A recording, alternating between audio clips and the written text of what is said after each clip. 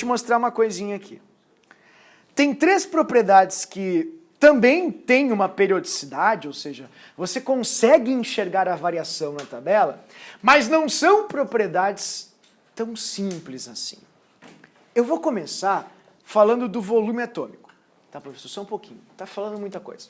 Eu tenho que ver isso aí ou não? Querido, eu vou dizer exatamente o que você tem que saber sobre cada uma delas. Só isso. Só o que eu te pedi para lembrar. De resto, nem te preocupa, não te estresse. Primeiro, eu tenho que saber como eles variam? Bah, não, nunca cai. Nunca cai. Você tem que saber os expoentes, ou seja, quem é que tem a maior propriedade em questão. Só isso, ok? Vamos começar falando do volume atômico, que pouca gente sabe o que é. O volume atômico é o volume ocupado por 1 mol de átomos do elemento no estado sólido. Eu escrevi bem direitinho isso aqui no livro para você, para não ter problema. Então, se você quiser pegar a sua estabilo ali da mesa e destacar aqui, eu vou ficar muito feliz. Ó, é o volume ocupado por 1 mol de átomos de um elemento em questão no estado sólido. Então você calcula ali 1 mol de átomos de zinco numa balança. Aí como é que se faz isso, professor? Pô, é super fácil. Você pega a balança, assim, e você vê a massa molar do zinco na tabela periódica. Aí você pesa o zinco na balança e quando der a massa igual à massa molar da tabela periódica, você sabe que você tem 1 mol de zinco ali dentro. Tá, e daí? Aí você vê o volume que 1 mol de zinco vai ocupar. Por exemplo, professor, deu esse volume aqui. Aí você chama isso de volume atômico. Simples assim. É bem fácil, bem simples. E percebeu-se com o tempo que esta propriedade ela varia assim, ó. Para baixo nas colunas e para as extremidades nas linhas. Para baixo e para as extremidades. Sendo os 2 grandes expoentes, eles, o frâncio e agora o novíssimo oganessum. Só que como esses 2 elementos, mais uma vez, eles são elementos oganessum, artificial, e frâncio, inexpressivo na natureza, ambos vão passar os bastões para radônio e césio, que seriam, portanto, os elementos que possuem os maiores volumes atômicos. Peço perdão. Volume atômico não é muito popular porque todo mundo só olha raio atômico, é muito mais prático, ninguém dá bola para o volume atômico. No entanto, querido, você que é um aluno genial sabe que densidade é igual a massa dividido por volume. E, desse modo, se o volume ele diminui, a densidade aumenta. Portanto, se o volume ele aumenta para as pontas, ele diminui para o centro. Logo, a densidade vai acabar aumentando para o centro. E só caiu uma vez isso na prova da URGS, 2005, resposta letra E. O elemento de maior densidade é esse cara aqui, ósmio. Isso seria legal saber. Tá? Como eu falei para você, sempre os expoentes. Volume atômico, o que é isso? É o volume de 1 mol do elemento sólido. Quem são os expoentes? Quem está bem na extremidade. Césio e radônio. Tá, e aqui? O que é densidade? Densidade é massa por volume, massa volumétrica. Quem é o elemento mais denso da tabela? Ósmio. Quanto mais perto do ósmio, mais denso o elemento é. Mas isso é muito chato. Qual a relevância disso? Tem razão, olhando assim é chato mesmo. Mas olha agora assim, ó. Olha que massa isso aqui. Olha o teu cérebro doendo agora. Não pisca, olha ali. Isso é uma bola de ferro, tá vendo? Teu cérebro vai dizer assim, não pode. Isso não é verdade. Isso não pode acontecer. Isso é o ósmio, querido. Tá vendo? Isso é densidade. Esse volumezinho de nada tem uma massa absurda. Maior ou equivalente àquela grande bola de ferro. O nome daquilo ali, ósmio. Para que serve o ósmio? Vamos ver aqui, ó. É lindo o metal, ó. Tá vendo? Ele é a pontinha da bique. Então, se você tem uma bique aí, a pontinha é feita de ósmio. Mas ele é muito usado também para a fabricação daquelas agulhas de vinil e tal. Como você pode ver aí, ó. Ó, ele é usado para fazer a agulha. Aqui. E sempre, qualquer tipo de metal, você sempre pode encontrar em ligas metálicas. Então, se você der uma olhadinha, sempre liga metálica.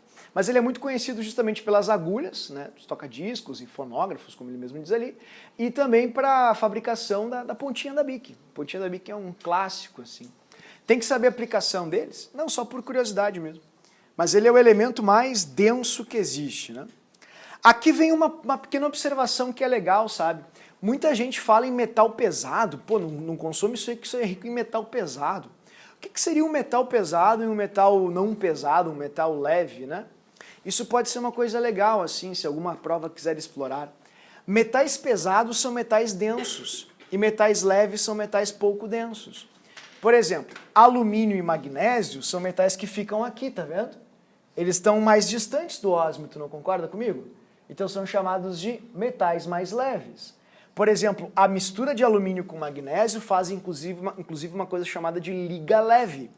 Por quê? Porque é uma liga metálica, tem resistência, só que ela é super leve, porque são metais pouco densos. Tudo bem? Agora, olha só, não toma essa água, que essa água tem metal pesado. Tu pode ter desenvolver um câncer depois, pode te contaminar com cromo. Ué, por que o cromo é um metal pesado? Porque o cromo está aqui, tá vendo? Está mais perto do ósmio. Por que o chumbo é um metal pesado? Porque o chumbo está aqui, ele é bem denso, está bem para baixo. Tudo bem? Então, metais pesados são metais densos, metais leves são metais, obviamente, pouco densos. E para finalizar, queridos, os pontos de fusão e ebulição, que facilmente são determinados derretendo e fervendo justamente as substâncias. Isso é um pouco estranho, mas o que eu vou dizer para vocês é verídico. O ponto de ebulição e fusão nas duas primeiras colunas não é uma coisa tão típica assim. Por exemplo, o lítio, que é um metal leve, ele é super, pouco denso, você pode ver aí, olha ali a densidade do lítio, tu consegue ver aqui? É a metade da densidade da água, tá vendo? Não pode ser. Sim, ele boia nos líquidos, tá vendo? Isso aqui provavelmente seja hexano, sei lá. Duvido, isso é mentira. Não é mentira, querida, eu vou te mostrar aqui, ó, dá pra ver? Ó. Tá ali o lítio, joga no líquido agora, vai explodir. Não, esse aí não é água, né? Senão teria explodido. Tá vendo? Ó, ele boia. A densidade dele é a metade da densidade da água, para tu ter ideia. Só que esse material lítio, se você for fundir, né, derreter, o ponto dele tá aqui, ó. Tá ali o pontinho, 180. Ponto de ebulição bem alto, 1300. Já são pontos maiores. Então, nessas duas primeiras colunas aqui da tabela periódica, infelizmente, eu digo infelizmente porque quebra o padrão, os elementos têm um aumento de ponto de fusão e ebulição assim. Por quê? Faço a mínima ideia. Só tem uma explicação plausível. Interação atômica é mais forte. Não tem outra interação plausível. É o que acontece. E também, entrando um pouco mais a fundo, os retículos metálicos que se formam são mais resistentes, maior força. São as coisas, digamos assim, que a gente pode constatar percebendo isso. Em todas as outras, cresce para baixo e para o centro. Tá, professor, mas é que tu é muito contraditório, tu disse que eu não preciso cuidar dessas flechinhas. E tu tens razão. Eu te pedi para só lembrar o mais importante, ou seja, o que tem o maior ponto de fusão e ebulição. E esse elemento é o tungstênio. Então, em poucas palavras, eu preciso que você guarde o seguinte. Volume atômico. Volume ocupado por 1 mol dos átomos de um elemento de estado sólido. Isso das pontinhas. Densidade. Ósmio, mais denso. Quanto mais próximo do ósmio, mais denso é o elemento. Ponto de fusão e ebulição. Tungstênio. Quanto mais perto do tungstênio, maior é o ponto de fusão e ebulição do elemento. Eu vou mostrar para você aqui o tungstênio para que vocês tirem suas dúvidas. O tungstênio tem um ponto elevadíssimo. Esse é o tungstênio aqui, ó, ele é usado para fazer aquelas lâmpadas a gente chama de lâmpada de Edison, né? Tá ali a lâmpadazinha, que você está vendo aqui. Lâmpada de filamento, tudo bem? E aqui está o tungstênio em ação. Ó, quando ele é aquecido, ele acaba emitindo, obviamente, luz, né? Enfim, pela resistência que o material acaba gerando na passagem de corrente elétrica, essa resistência acaba gerando energia calorífica, a energia calorífica arranca elétrons e isso gera também emissão de luz. Então você tem aqui direitinho a incandescência do tungstênio. Qual é o ponto de fusão do tungstênio? 3.400 graus Celsius, é bem alto. E o de ebulição é assustador, 5.555 graus Celsius.